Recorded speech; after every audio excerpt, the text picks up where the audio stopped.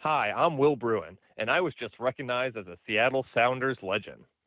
Now I get to do voice reads for the Sounder at Heart podcast network. Here we go.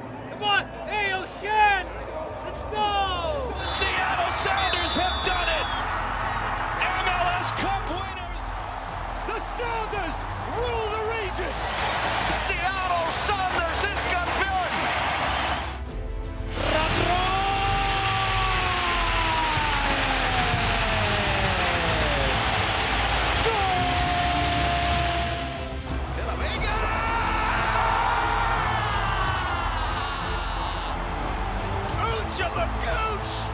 All creatures great and small. Rothrock going to collect it. He does just about. Runs into the advertising awning. Low to our left. Ball goes in. Oh, what a cross! And what a goal! Where's my copy? I got a bunch of them in the car. I'll get you some. You're handing them out for free already. How What's many the cost of them? $50. I'll Venmo you.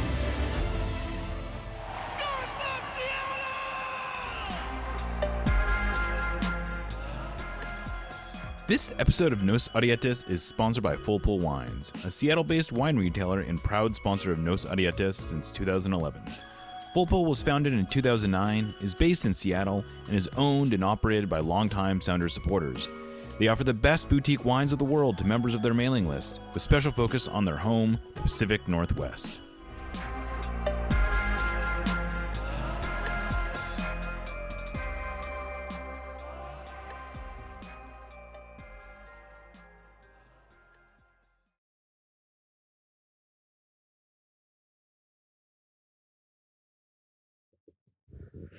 Okay.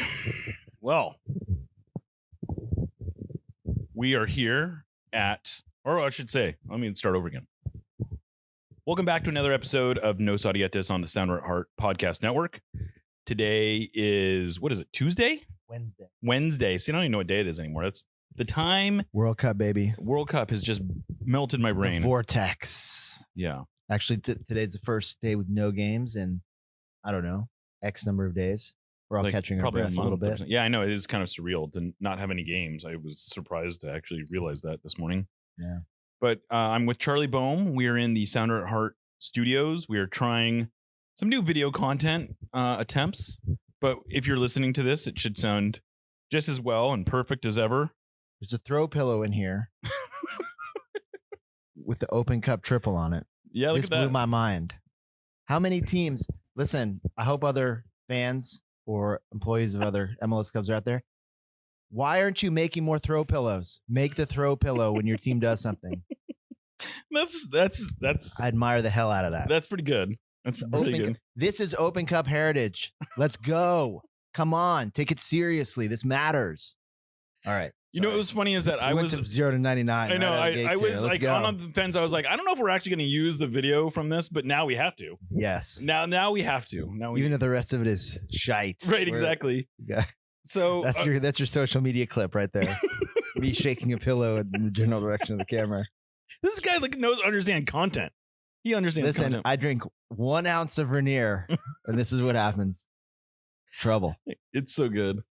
Well, It's my last day in Seattle, and I'm finally having my first Rainier. I almost missed it. Thank God. Thank God Jeremiah has. It's okay, right? That's not naughty, is it, to reveal this fact? no, The I don't fridge think is so. packed. The brand is strong. The fridge is packed with Rainier.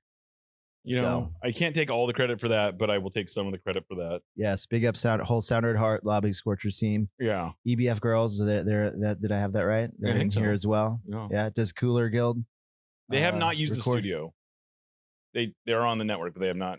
You're representing. The stickers are all over. Yeah, exactly. So I'm here with Charlie Boehm, if I didn't say that.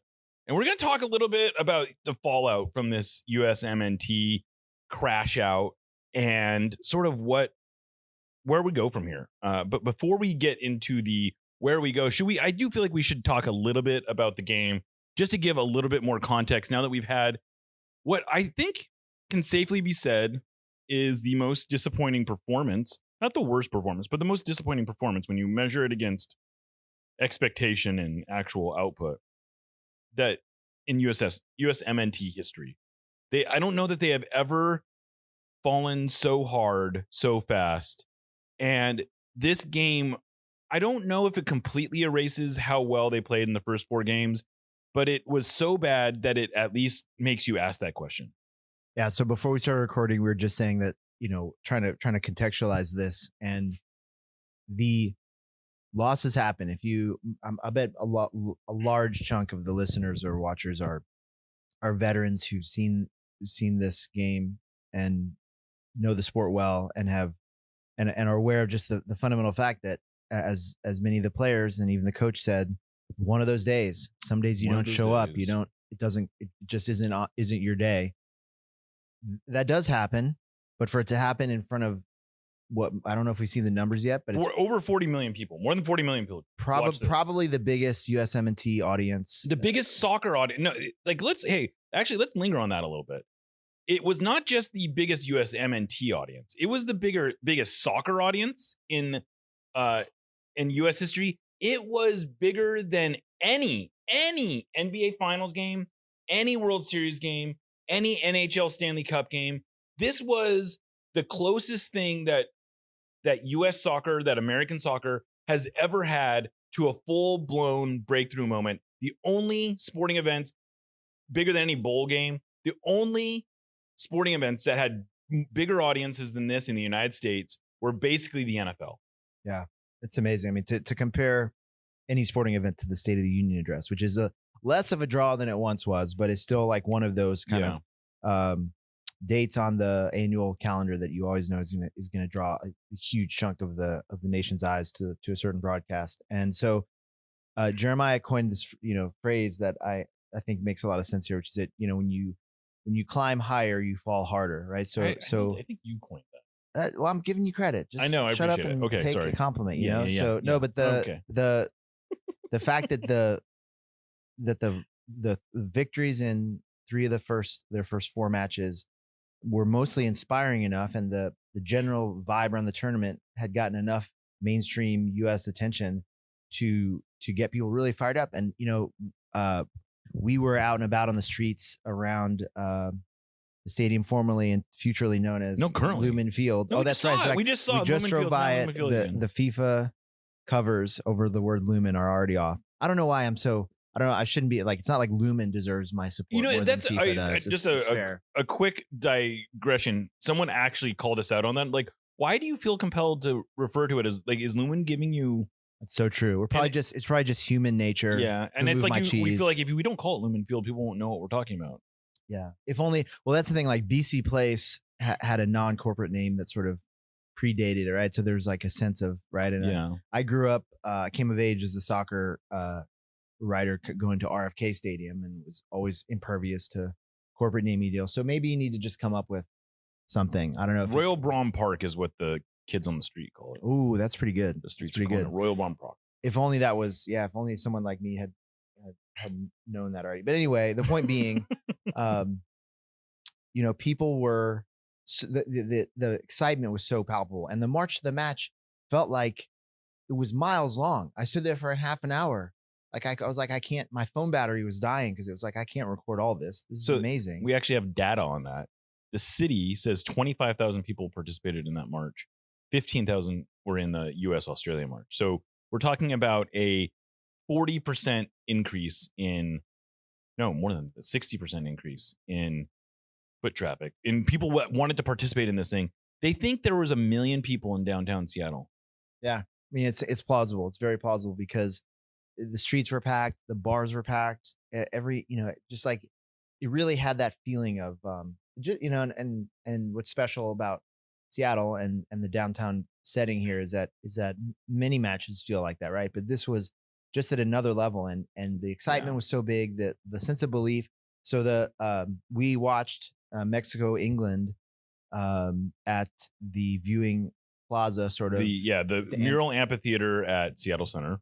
Right. So in the shadow of the Space Needle, and I spotted as I was walking up that I get Nike and US Soccer had done something with this flag. Yes. Right. There was a big blue flag flying from the top of the Space Needle, and I had to zoom in with a camera, but it said United State of Irrational Belief, and it really felt like Yeah, I mean, we all know, on a strictly coldly calculating objective perspective, that it is irrational. It is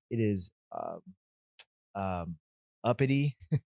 It is arrogant for a nation like the United States with a relatively limited amount of pedigree on this stage, compared especially to aristocrats like Portugal and the Netherlands and other, like, Colombia. soccer nations, yeah, with incredible history, tradition, quality, depth of player pool. Like, they haven't won the men's World Cup. So who are we to think that we could jump the line, and so to speak? But that is how Americans think. That's American exceptionalism.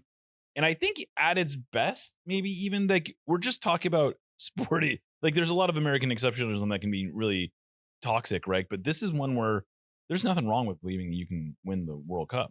That is, and Pochettino, I think, to his credit, Mauricio Pochettino has tried to harness that. He spotted it. You always get a different perspective on your country or culture from someone who comes from the outside. And he's sort of been, I called him a soccer de Tocqueville earlier this summer, because there's a little bit of that. He spotted these little bits and pieces, and he's picked up these tidbits from his American immersion and tried to roll them into his motivational approach and his kind of the vibe he's trying to build. And the players were all bought in. The players really felt like they were going to achieve something special, that they could have a truly deep run and go further than any U.S. men's team had ever gone. The fans bought into that as well.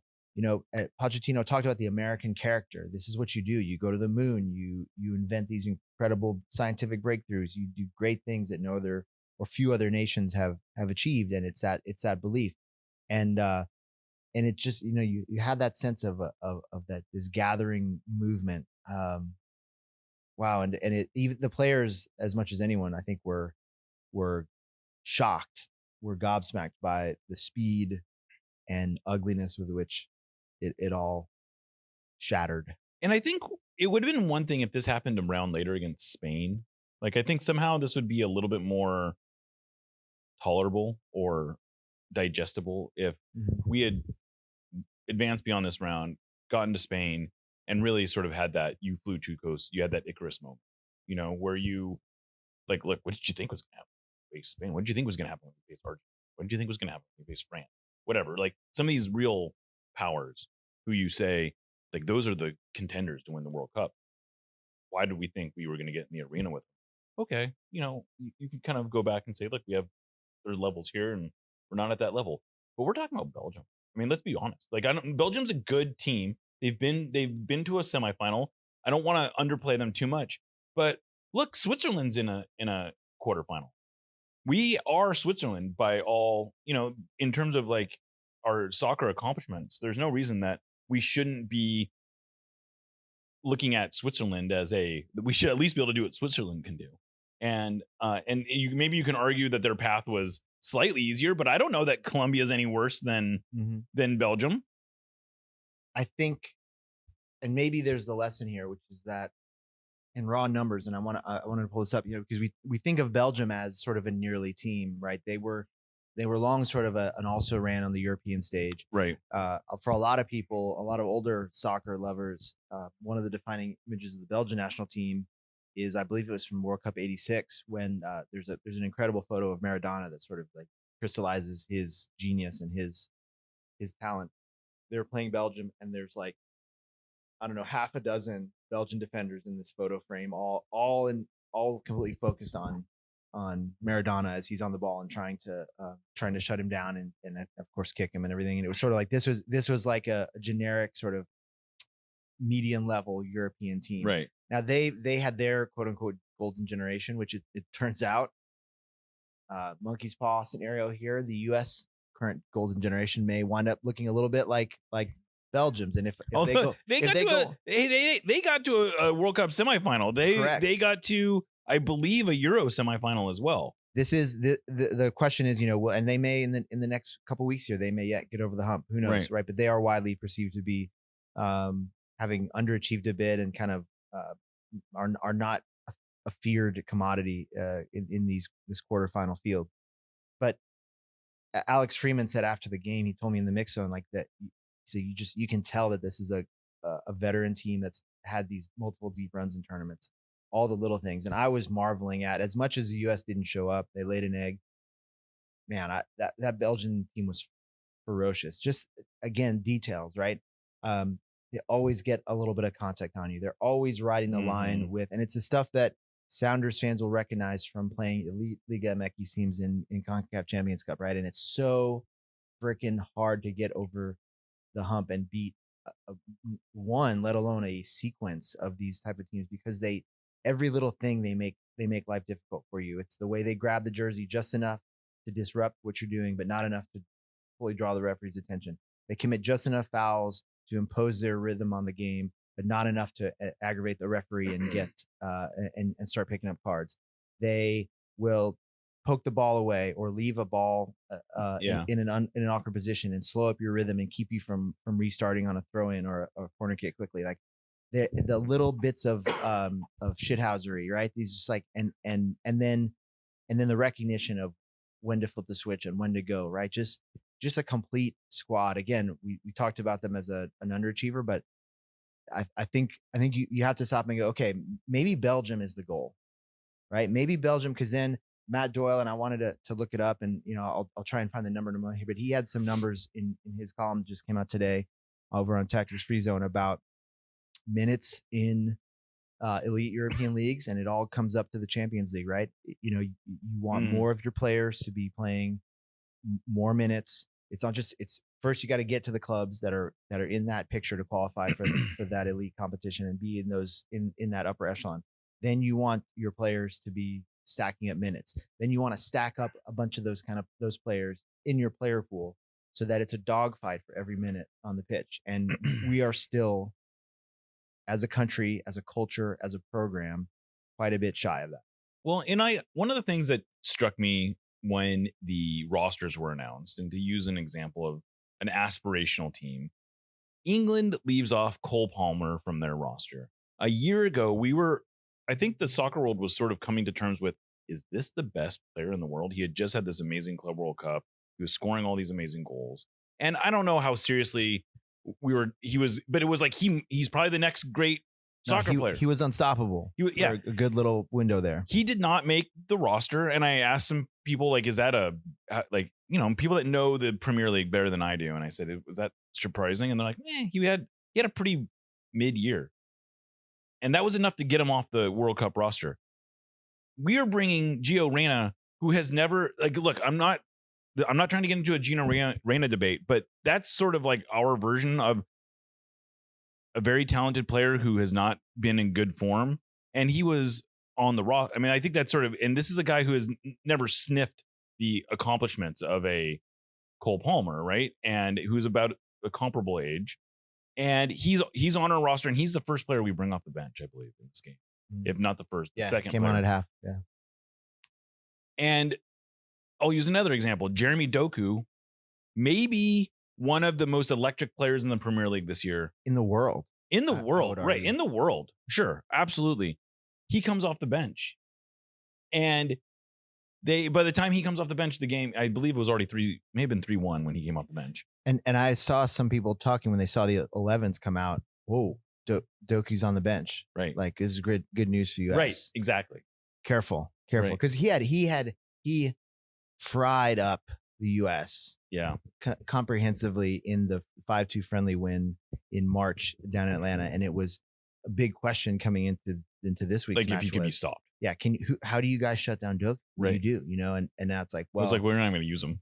You're gonna get dogpiled by Doku is gonna be the victory cigar. The guy who you just bring into your face. Yeah, exactly. So it was. I mean, there are levels. Like, let's be like, I don't want to delude myself into some of these teams have talent, to your point, that is so deep that we can only aspire to, and that's a fair criticism. And I guess you can argue that maybe we had deluded ourselves into believing that we could go toe to toe with even a Belgium. But man, I'm sorry, but I also kind of reject that framing, because this isn't about losing to Belgium. This is about getting absolutely smashed by Belgium. This is not being in the game from minute one. And I don't mean that like theoretically, we literally were giving up huge on the first minute. We gave up a massive chance that they let us off the hook on. Should have been 3-0 at half. It absolutely should have been 3-0 at half. If you consider that the free kick we scored was a little fluky and that it took a deflection off the wall. And they had Matt Freese did make a great save. We obviously the 2 goals we gave up were well deserved. You could argue it could have been 4-0 because that's not even talking about the goal that they missed in the first minute. So we were nowhere near this. I believe Tillman's free kick was the first shot that we took. That could be. I'm pretty sure it was the first shot on target. Certainly the first shot on target. And the only other time we put a ball on frame, I think, was when Balogun had that breakaway that would have made it 3-2, I think. I mean, the game was sort of like getting out of hand already when he had that chance, if I remember correctly.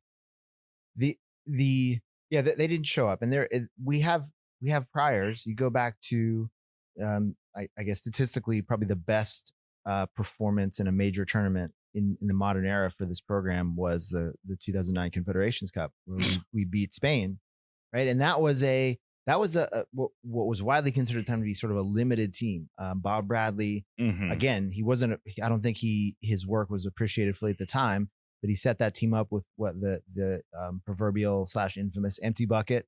You know, it was a team designed to be tough to play against. There was a paucity of truly elite skill players and attacking players, but he worked in the best way he could to make them dangerous. You had a couple of elite players with Dempsey, Donovan, Josie was quality, a really stout defense, and Spain were the dominant team in the world at the time, and were continue to be, right. They had an incredible 08-12 run that maybe is the best 4-year run that any national team has ever had, at least in the modern era. So the U.S. it is in the U.S. character to play up to big moments and big opponents, and that's what's shocking, right? And again, we're not the only ones to be saying this, right? The source of the anger and the depth of the disappointment is the scale of the opportunity that was missed, with the size of the audience you had and the excitement that people felt, and the complete lack of identity, right?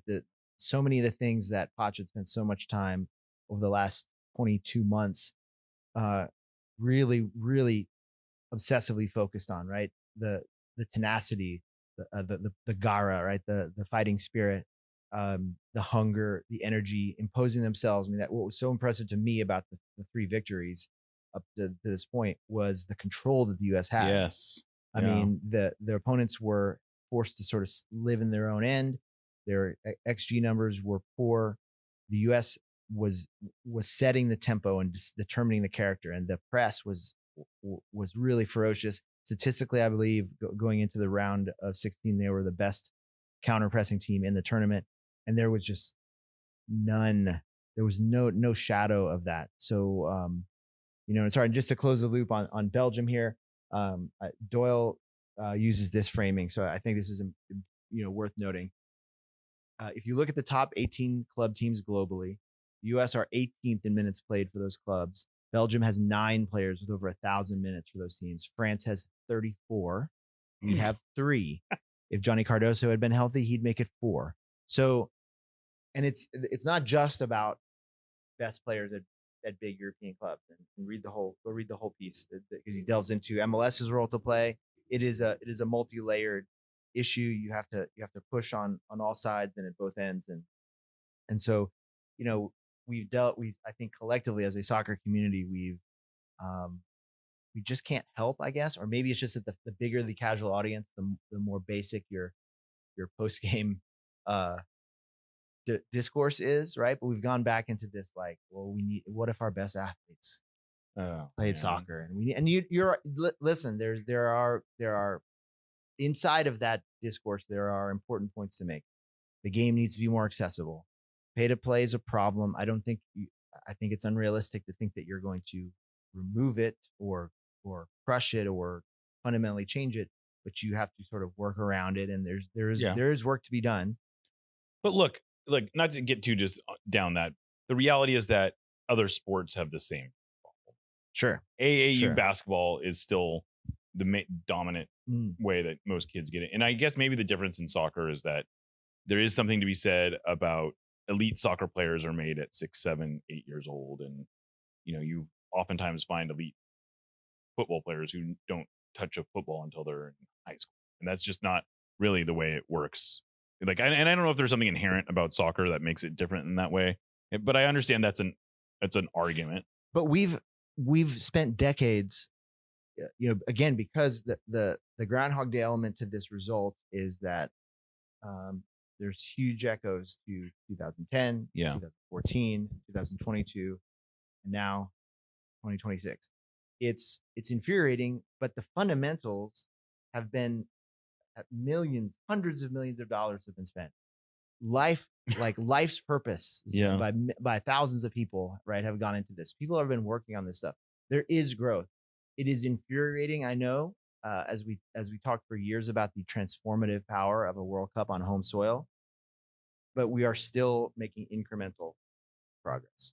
We are making incremental progress, and I don't think it's fair to completely ignore that incremental progress. And look, there is an element of, if we weren't doing all this work, we would be farther behind, because the world is improving along with It's a us. moving target. It's a moving target. And so if we have any hope of catching up, this is the work this is the baseline work we have to do just to maintain our place in the pecking order.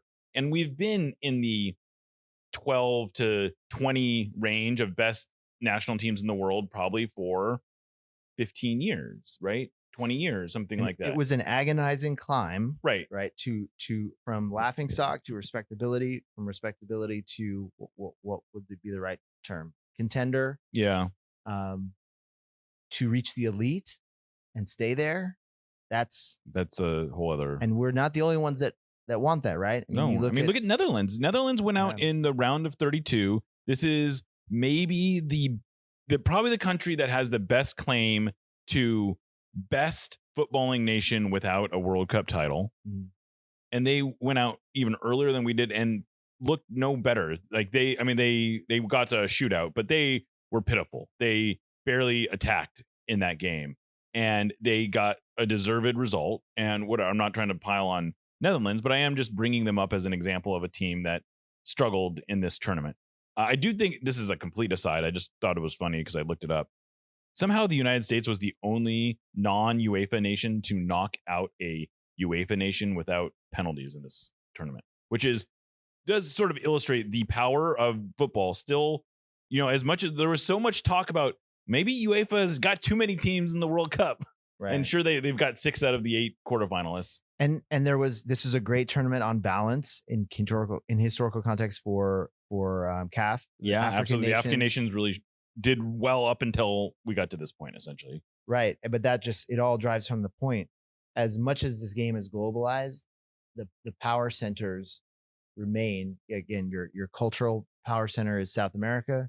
Your economic and infrastructure power center is Europe, and it is. I find it revealing and a little bit depressing that this is going to be a European World Cup. Now, 6 of 8 quarterfinalists are from Europe. Yeah. Even a team like, even if we want to say that, I want to give Switzerland their flowers, because I think from the minute they dismembered the US 4-0 last year, I thought there's something going on here, right? And I know it hasn't always been maybe the most aesthetically fulfilling style they've played, but I got to make a day trip up to Vancouver yesterday to catch that game in person, and in a dominantly pro-Colombian crowd at BC Place. Yeah, I mean that was like a yellow. The whole stadium seemed yellow. In that. Barranquilla Norte, and they took over the place, and the vibes were great. It was a great stadium experience,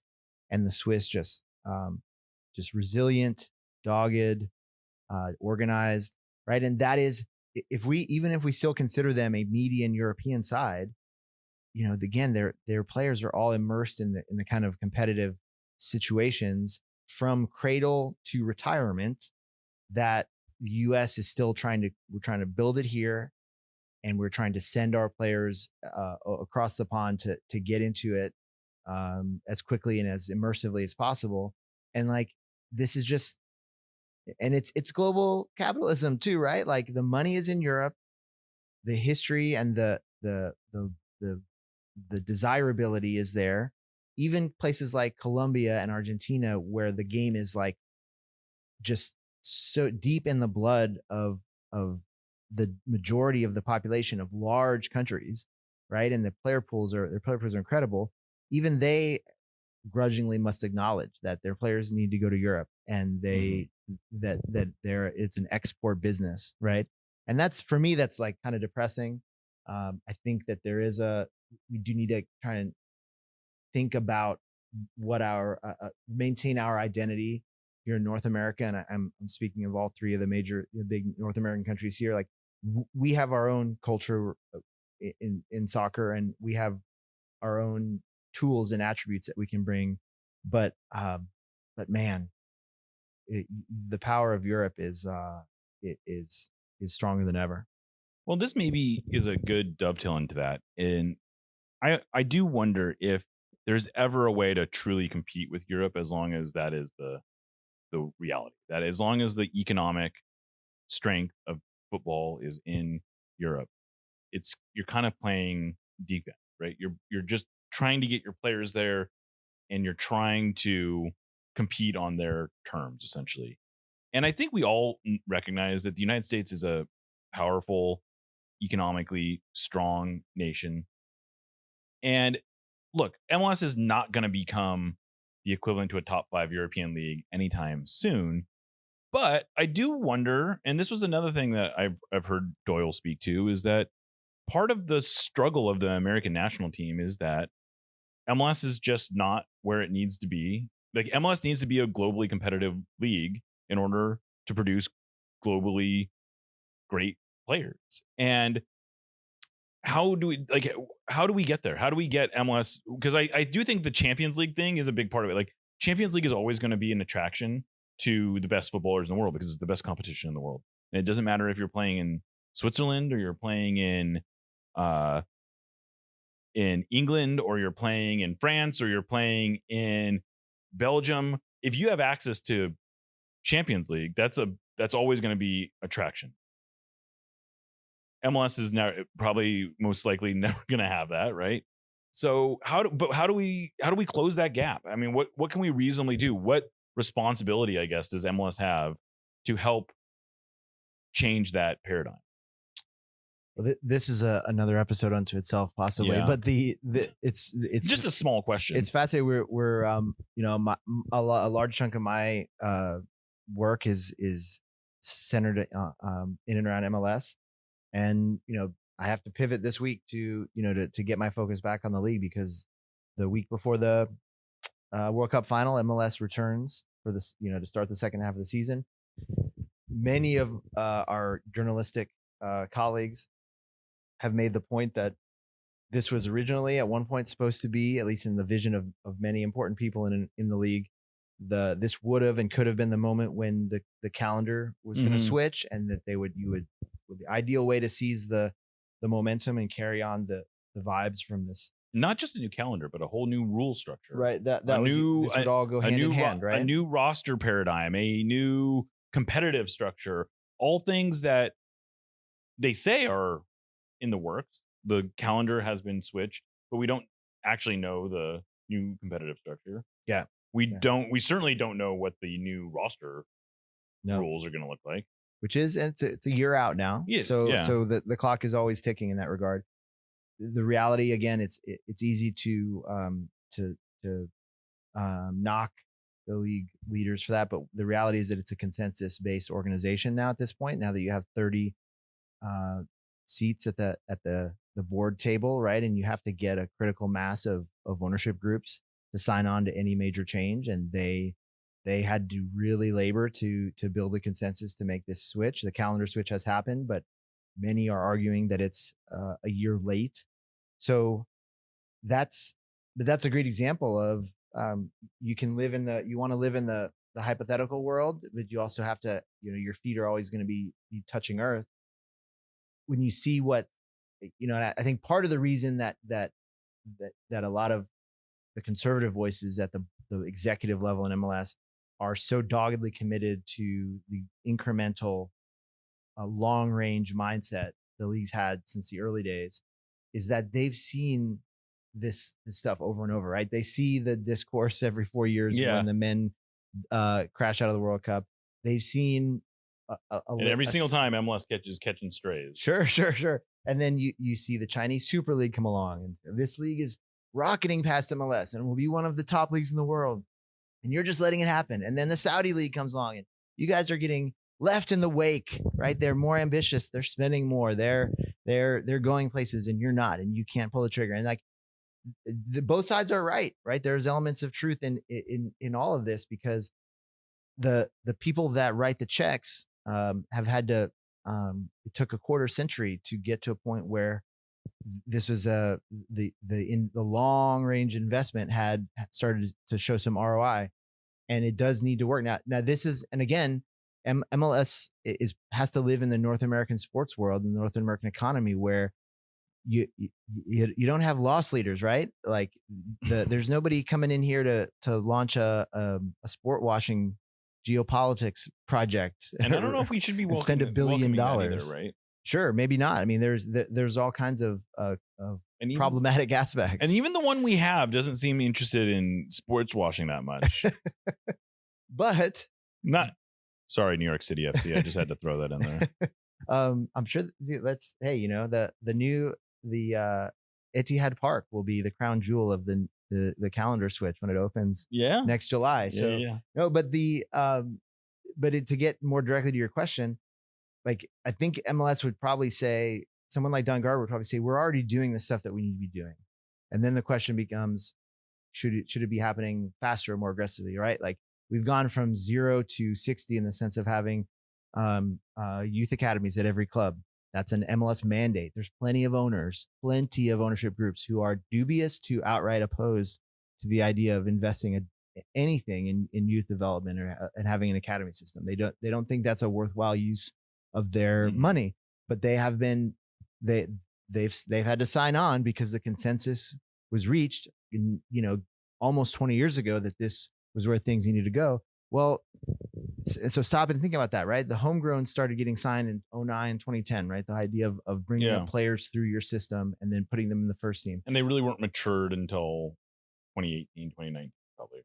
Right. So, and there's work to be done. There's a huge spectrum of effectiveness, culture, local buy-in that I've seen in my time covering youth soccer. Like there's some clubs that have figured out.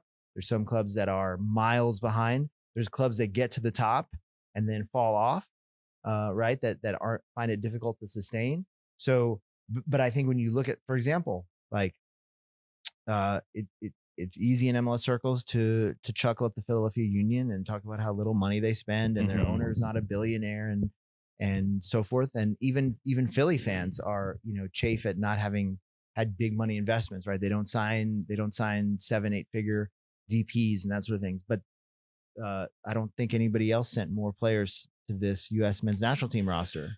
Yeah, and what if 29 other teams, or if we take it strictly from the U.S. context, but it applies with the 3 Canadian teams and the USMNT, what if everyone was doing even in the vicinity of what Philly are doing?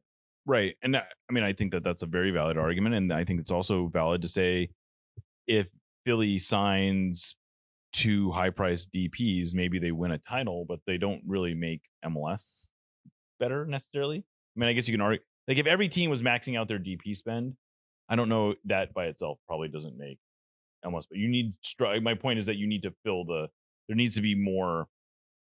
It has to be more than that. It can't just be like the designated player rule. Sounder at Heart has been around in one form or another since 2009. In 2026, though, we make a pretty significant evolution when we go analog. Yes, that's right, in the year of our Lord 2026, we are publishing a real-life magazine. We're calling this thing 4, as in Sounder at Heart 4.0, but we're stylizing it as IV because we absolutely love Roman numeral. And if you want to refer to it as IV, that's cool too. The first issue has a comic book style cover that was hand-drawn by local artist Kevin Newbern, featuring Features by Tim Foss, Susie Rance, and Charlie Boehm, a statistical deep dive by Kat Bush, a Q&A with Brian Schmetzer, a column by G. Willow Wilson, and photographs by Noah Reif, Max Aquino, Mike Russell, and Jane Dershowitz. I could not possibly be more proud of the work everyone put into making this, and I think you're going to absolutely love it. If you'd like to get your hands on one of these limited edition copies, we're currently selling them for $15 on our website. Get yours now. Nos Arietes, admittedly, is not exactly known for our spicy takes, but that doesn't mean we want our food to be mild. Spice up your life with Haxon Ferments. Handcrafted in Georgetown and made with the best local ingredients from across the Pacific Northwest, they specialize in unique small batch fermented hot sauces and vinegars. Haxon Ferments brings bold flavors and natural fermentation together for something truly special. Whether you're a heat seeker or just looking to elevate your cooking, you'll find something you love at haxonferments.com. That's HAXANFERMENTS.com. And right now, if you use the code SOUNDERATHEART, that's all one word, at checkout, you will get a free hot sauce with your order. Again, go to haxonferments.com, use the code SOUNDERATHEART at checkout for a free hot sauce with your order. Haxon Ferments is a proud sponsor of the Sounder at Heart podcast network. Well, here's a fun angle in that sense. Chicago Fire are kind of an example of, I think they look at Seattle and a number of the other sort of model clubs in terms of sustainability and good decision making, and they're taking some cues, right? So they took what was a Robert Lewandowski, which is the classic Sounders move. Well, it would once have been. It wasn't that Sure, long ago. yeah, The yeah, Sounders yeah. were the ones that the straw that stirred the drink when it came to like, hey, let's get Clint Dempsey back here. Absolutely. Let's sign like Nico Ladero, right? That was do the Sounders get over the top and become No. the Sounders of today without Nico Ladero? Pretty substantial investment. Had to talk a guy away from, I believe he was at Boca Juniors, yeah. right? So leave the jewel of South American club soccer and come to Seattle. But but they are signing Lewandowski. They had a massive whiff on the Cuba Power, their Swiss star DP who Granite. Granit Xhaka. He's the current Swiss star. I knew I was gonna blow it. Boy, I look like a real clown not knowing this. Anyway, that's how bad he was. That's how folks. bad he was. Yeah. come on. No, but they've had, they've lit essentially 8-figure sums on fire with a signing that didn't shake out. But they also took a really badly underperforming academy and one of the best talent pools in the nation and brought it back up to snuff. And now they've got a Chicago Fire, a homegrown product, is starting for Mexico's national team at the World Cup. Yeah. So he moves to Chief. Brian Gutierrez he's got real minutes for them. He was one of the guys they turned to try and pull that England loss out of the fire. That says something. I mean, that would have been unheard of, right? And so there's an example of, I think the ideal would be that you have 30 MLS clubs that are walking and chewing gum at the same time. That are taking the entire developmental pipeline seriously. And are still showing ambition with like, hey, let's do it. Because the big knock that Phillies owner or that Phillies fans would have of their ownership is, okay, you built this awesome foundation. The pipeline is there. The culture is there. Everybody knows the academy is central to the identity of the club. What if you just sprinkled a little bit of international star power or quality on top of that? Like just 1 or 2 contracts, right? I mean, the same way that Ladero was the tipping point or is the one that gets you over the hump. What if you do that? I mean, we're seeing maybe in real time that's what's happening with Vancouver Whitecaps, is that they built a really impressive collective with plenty of local kids and Canadian kids and smart signings like that. And then you convince Thomas Muller to come. And now it is a ferocious quality that you have. And so like, I would love to see that. I would love to see that everybody's sort of hunting in the same level there. I don't know that we're going to get there right away, but what if that's sort of like a reasonable goal to put out in a collective level? I mean, I think that's a great point. So the last thing, and we'll kind of, I think, end here, but the big question now becomes, all right, so we can look 10, 5, 4, 8, 12 years down the future, whatever. We can talk about what we need to do, but none of these, we're not talking about short-term fixes. We're not talking about how we pick up the pieces from this and what are we doing tomorrow. What are we doing tomorrow? You know, I know you brought to my attention that Tab Ramos suggested that we sort of need a house cleaning at the federation level, which means obviously we don't bring back Mauricio Pochettino, but then also, you know, we don't have a technical director right now. Matt Crocker left for Saudi Arabia, as you may or may not know, and that maybe we need to get rid of Cindy Parlow-Cohn, that maybe she needs to fall on her sword. And I have some takes on this, but where do you fall on what we should be doing in the immediate that we can do? Like we can start putting this whole thing back together, because we do have another World Cup qualifying cycle that we got to get ready for. And there's no reason, like the only mistake would be to take this failure and be like, well, we're never going to be an elite soccer nation, so why are we even trying? Yes. The nihilism of this World Cup casual. Love Right. that. Yeah, it's a great question. It's natural for fans. I know there's a segment of the fan base that are saying, you know, burn it down. Yeah. Right. Maybe a more measured version of that is, okay. So there was, and again, Tab and Tom Bogert were talking about this on their podcast, Inside American Soccer, this week. And Tab, I think sensibly, he's someone who's outside this institution at the moment, but he spent a lot of time in and around U.S. soccer as a player, then as a coach and an influential figure in the youth system for the youth national teams. His point was, what does accountability look like? Any well-run organization, you should have reflection.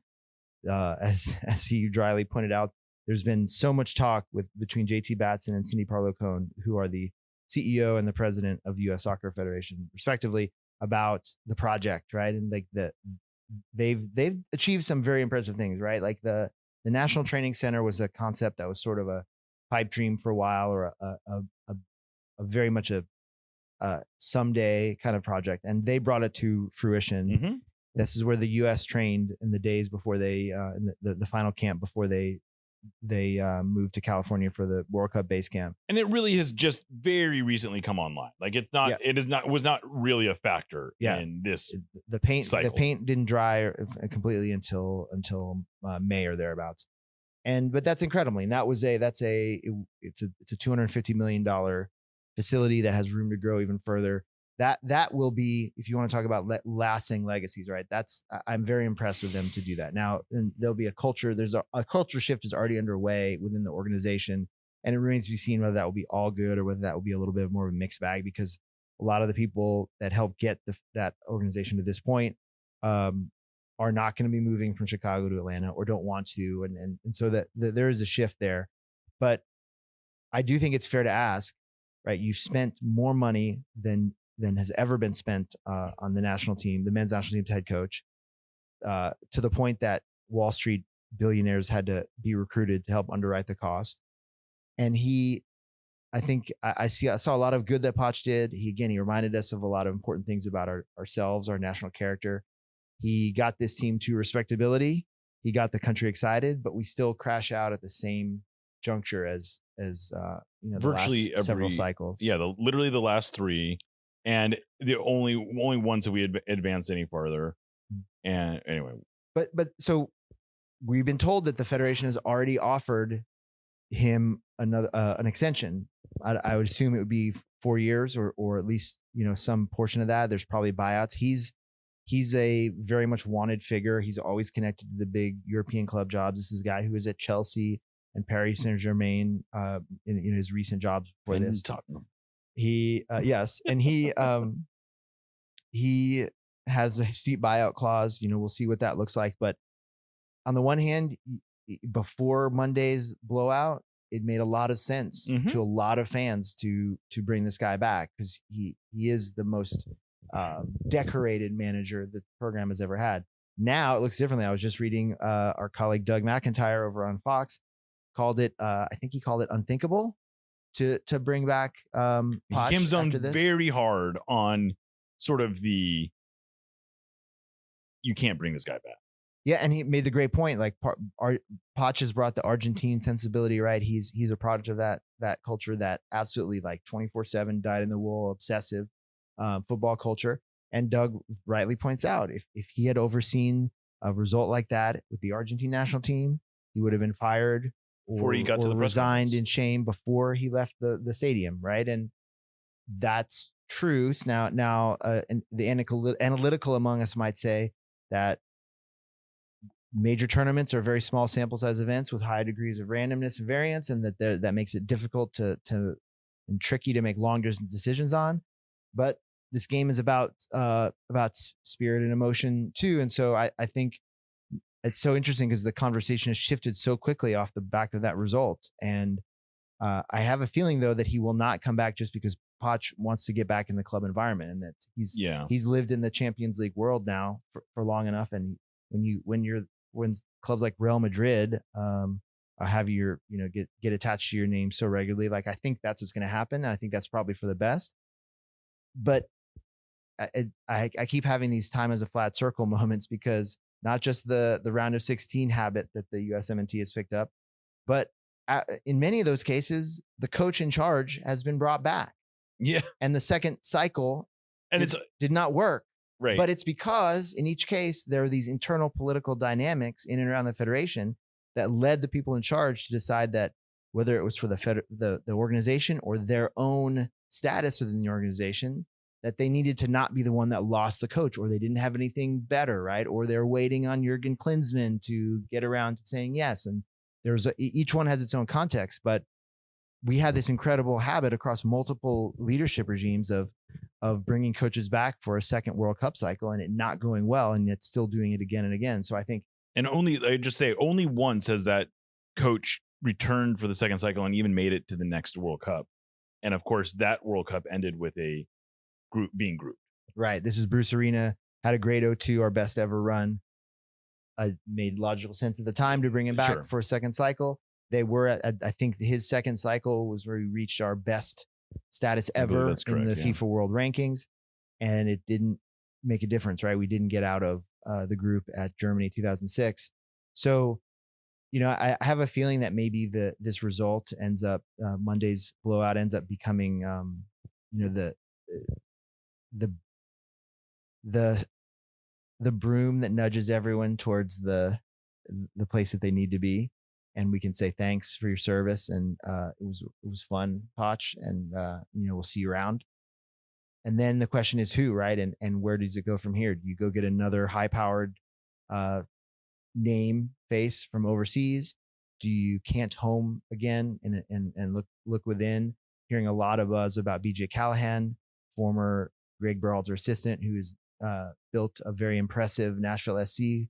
They are the Supporter Shield leaders as of the World Cup break in MLS, which we had to look up today. Yeah, I've been in World Cup mode and Moto Mundial, and I had someone asked me about who's leading MLS right now the other day, and I confess I'm the national writer at MLSsoccer.com. I should have that tattooed onto the back of my brain, but I had to look it up. But we are very quickly going to get back into that world. I have a feeling, I certainly hope that there's some middle ground that can be found there. The problem is just that fundamentally, I think Poch was lured not just by a big contract, but by the charm of sort of doing this, having this unique job where you've got a little less than 2 years. We need you to pull this thing out of the fire and get us ready for a home World Cup. Really being like the main thing that, like, I don't know that he's that interested in trudging through 3 years of qualifying to go to Spain and be the 16th best team that no one's talking about. And listen, I think it was it Tunisia that fired their coach after the first match of the World Cup after a 5-1 drubbing. They've had something like 18 managers in the last 8 years. So maybe that's an element of the world standard that we internalize a little bit more in terms of just not have, like, maybe it doesn't have to be a project. Maybe you sign someone to a 2-year contract and see how things are going. Look, Julian Nagelsmann was the coach of Germany. He was supposed to be the footballing genius not so long ago, and he went out in the round of 32, and he's already out as head coach. I mean, certainly Poch won't be the only coach if he doesn't come back. I don't think that's necessarily any kind of negative mark. I will say, though, from the cleaning house perspective, I actually, and maybe I'm being too kind here, but look, one of the problems that has plagued U.S. soccer over the years is this political part of it, where we almost take too long to make the obvious move. Mhm. And Berhalter was hired in a, I think he was. I honestly, I don't mind. I think he was a good coach. And the process was maybe flawed, but honestly, probably took too long. It took a year to hire him, if I remember correctly. Right. To remind everyone, so Kuva happens in October of 2017.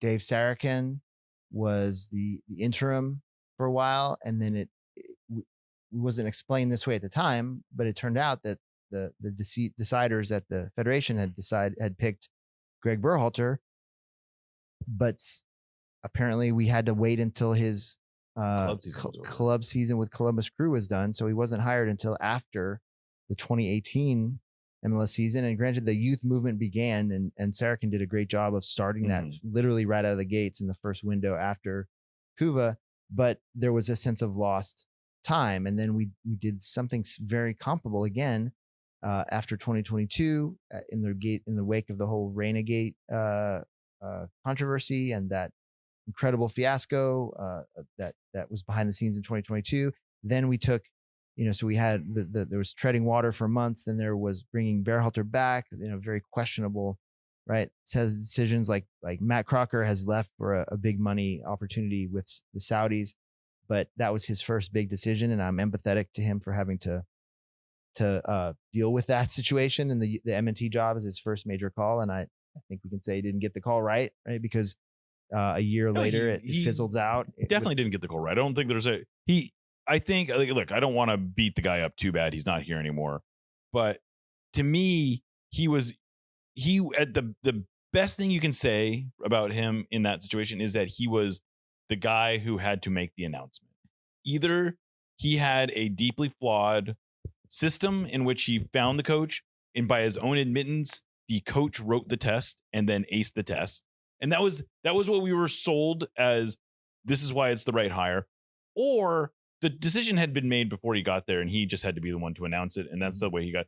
Either way, I don't know that Matt Crocker, like the whole Matt Crocker thing, I feel like was a pretty big fail. I don't know that he left any sort of impression on it. I mean, I don't know. Can you even give him credit for Emma Hayes? I guess maybe you can give him credit for Emma Hayes, but that whole, I bring it up because I do think it's indicative of U.S. soccer sort of getting caught up in, not so different than this wonderful city with them in Seattle, where you have the Seattle process, where you talk about things just take forever to get done. They are constantly looking for consensus and making sure all the stakeholders are happy about it. And all it ends up doing is just adding time. And at the end of it, no one is really happy with what you decide, because the consensus never really got built. They just sort of got to a point where people were tired of fighting it. And I feel like U.S. soccer sometimes runs the same way.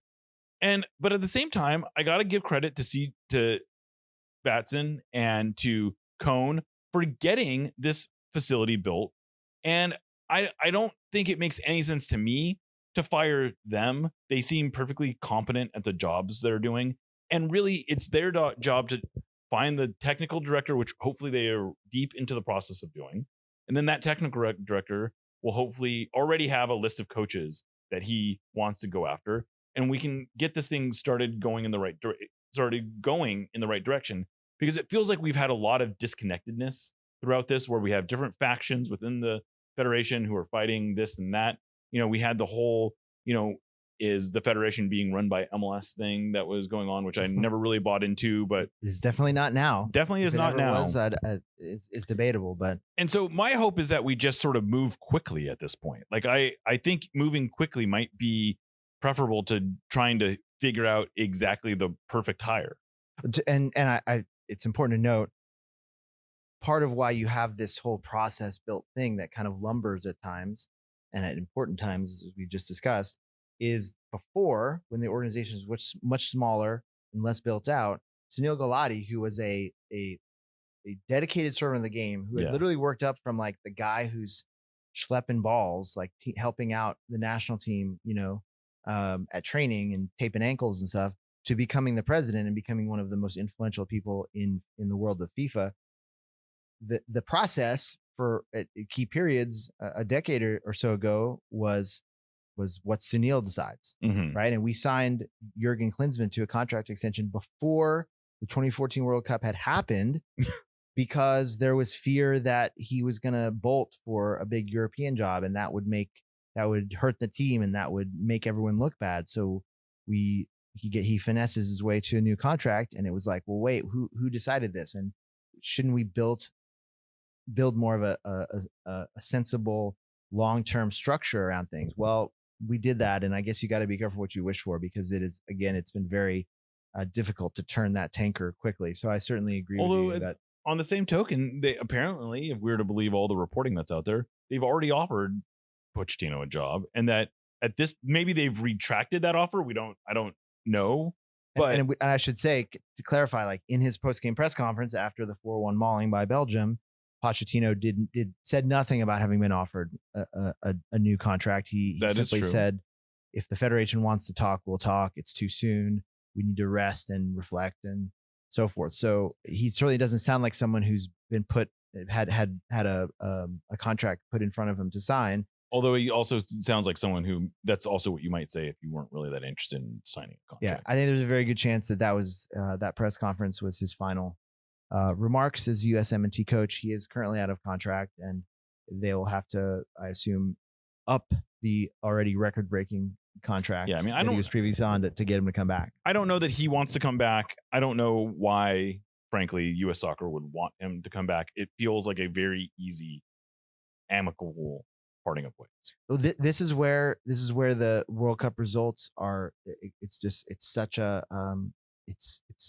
such a sliding doors moment, because if you valiantly lose that match 3-2, and he's the hero who reintroduced us to ourselves and led us to our inspiring World Cup run on home soil, and and goes out with honor, then people I will not say CPC and Batson, but certainly people in their position are very prone to thinking on some level, I don't want to be the executive that let this guy walk. Sure.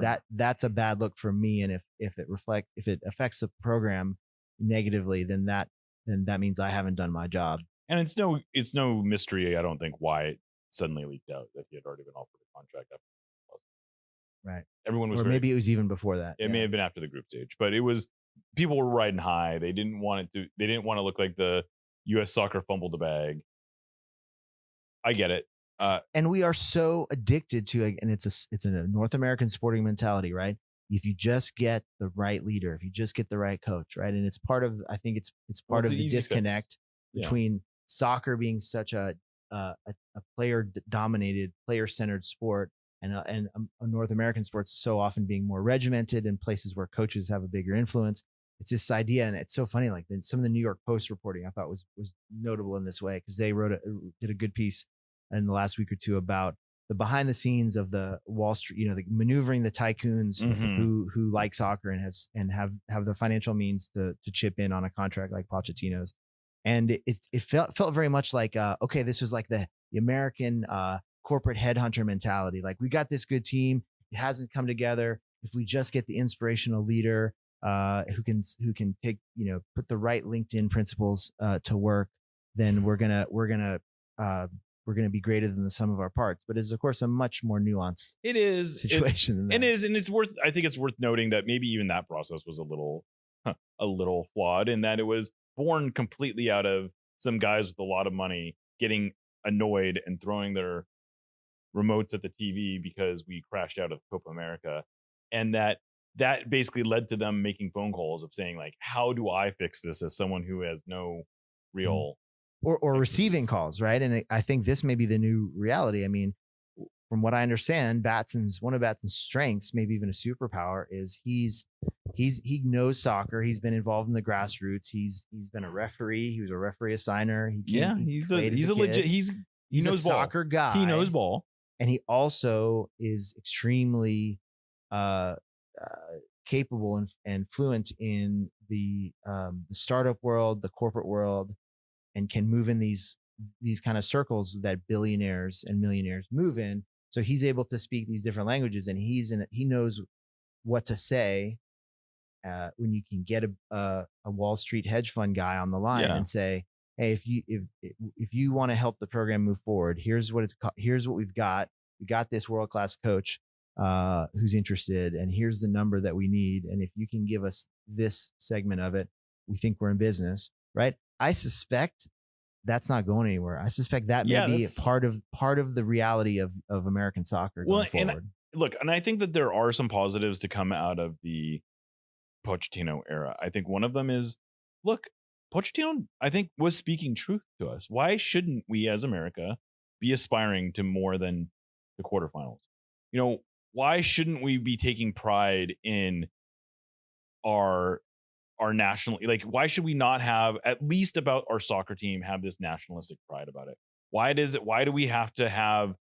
politics have to be involved in our national team? Oh, look, compared to Jurgen Klinsmann's messaging on the eve of the 2014 World Cup, when he straight up said, he was asked if we could win the World Cup, and he said, no, he gave the answer that we would give each other at the sports bar, right? A couple beers in, like, no, what are you talking about? Right. What a dumb question. And he answered as the soccer guy, not the head of the USMNT, who's supposed to be inspiring a nation behind this one. Right. And I will say to give Poch a few flowers in terms of on-field stuff.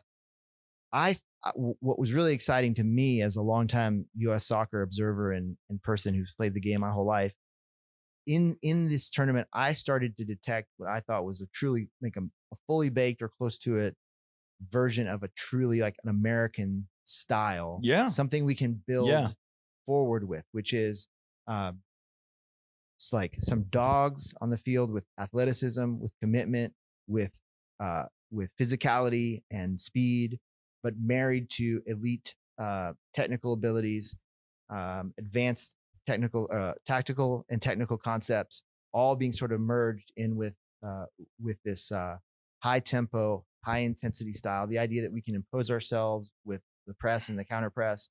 We can still play with it when we win the ball back. We know what to do with it. With depth, like the way in which we again impose ourselves on those the three teams that we beat. I thought, man, this is the vision. Like, this is a vision that people have mulled over and tossed around and tried to hone for decades, and it's coming through. So maybe that's the starting point for who's the next coach. It's someone who can take that, pick up the baton from Poch, and now add the next facets and take it to the next stage. Totally agree. I think that I hope that we don't completely lose the positives from this. You know, we started this by saying whether this was a step back or a step forward.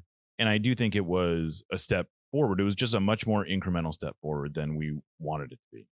And it still fell short of expectations. It still was a disappointment, but it wasn't all bad.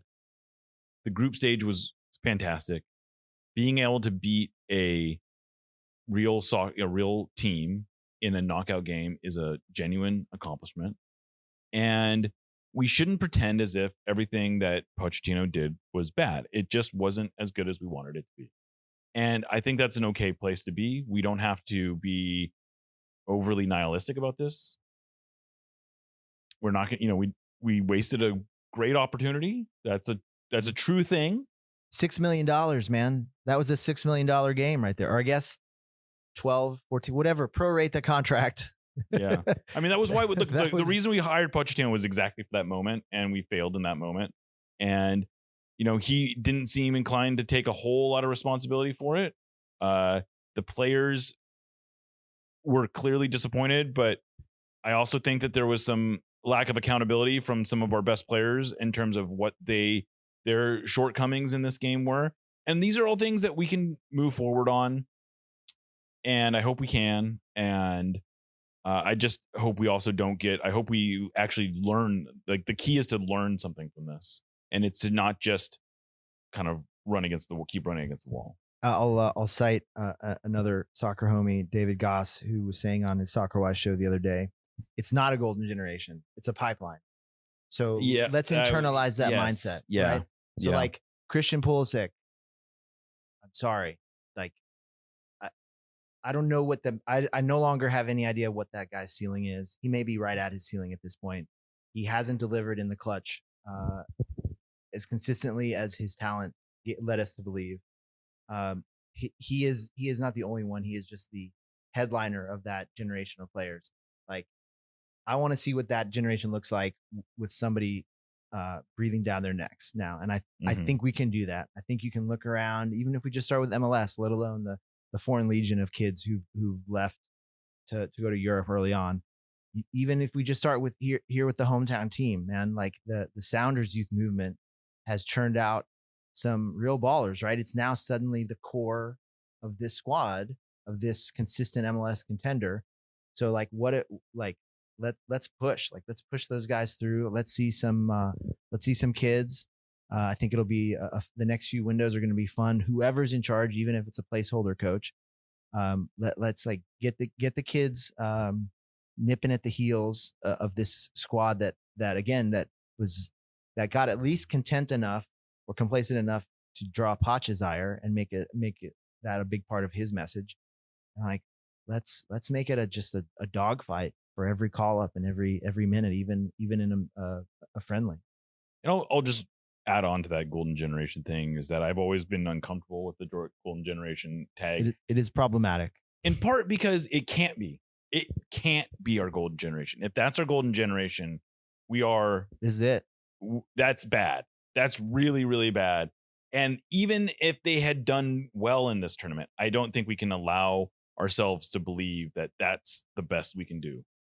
Like, we as a soccer nation have to aspire to better. We have to aspire to best players in Champions League teams. We have to aspire to leaders who want the ball in the biggest moments. We have to aspire to having our best players refuse to go out of matches that are must-win matches because their ankle is a little sore. Like, we have to.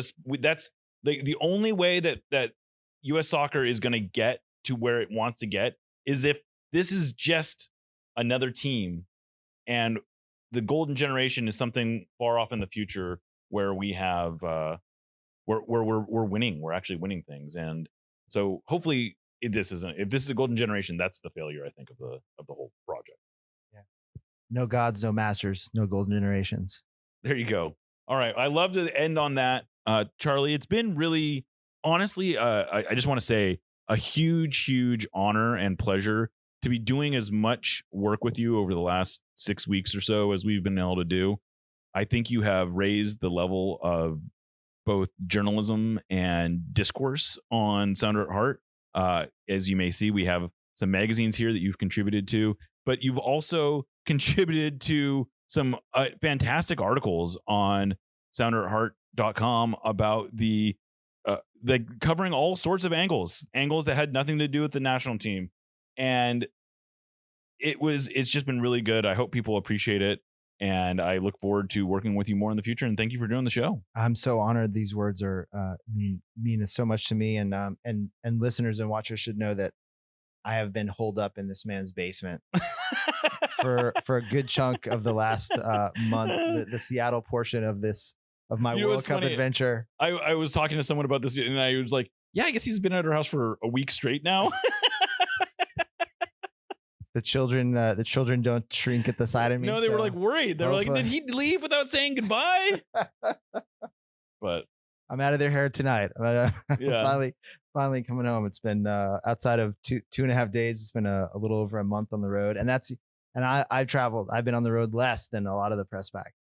But what a great thing. And it's even in a loss, right? There's something poetic about the national team is 7-1-0 now, all time in competitive matches. It sounded a lot better in Seattle, when perfect. But I'll bet we'll all remember the 7 and the 1. Yeah, right, when we look back in a few years. Yeah, we're gonna have to see if we can make that Cathedral of Cascadia thing stick.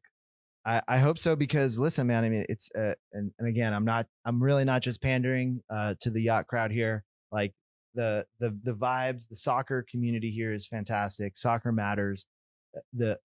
All the matches and everything around it.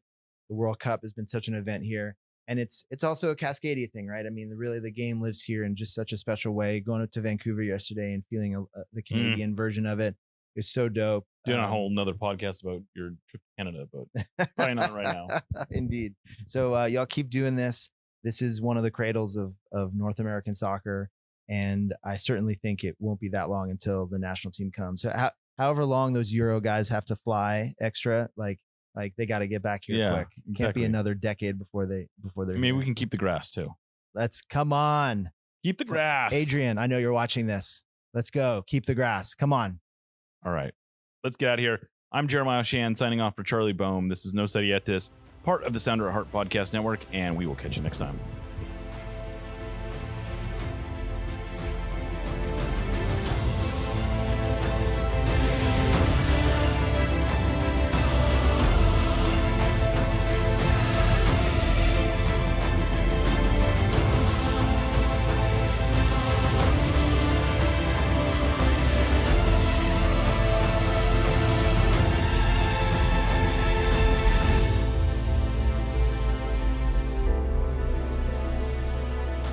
Let's go, Sounders.